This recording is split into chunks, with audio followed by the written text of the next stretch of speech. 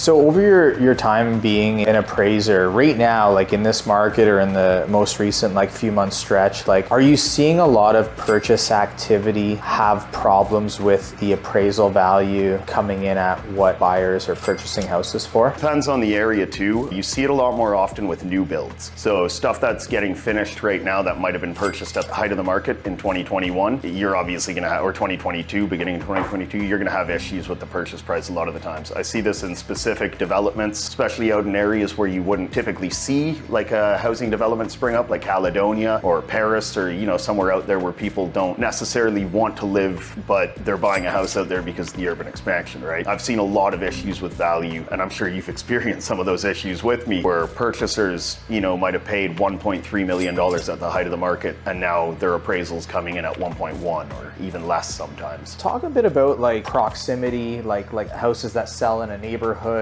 square footages, lot sizes, like how do all those rank in terms of you kind of building a funnel or narrowing down the group of comparables? So it's going to depend on the type of property that you're looking at. For a single family home, lot size is going to play a part in the value. If you're looking at an investor property, a multi-family home, this is just more space that the investor is going to have to maintain. So lot size isn't necessarily always a point of value when you're looking at multi-family properties. Square footage as well, not as important on investment properties because you're looking more for number of rooms. Does that specifically change at all lender to lender or not so much? Not so much, and I don't think it changes very much on the open market as well. And you'll see this just because this is where we get our adjustments. They're based off of evidence on the open market, right? Yeah. And when we compare, let's say, two identical homes, one with an in-ground pool, one without, it doesn't matter what this person spent on their pool. You're gonna see about a 50K shift in, mid-range homes and maybe a 75K to 100K shift in large, luxurious homes.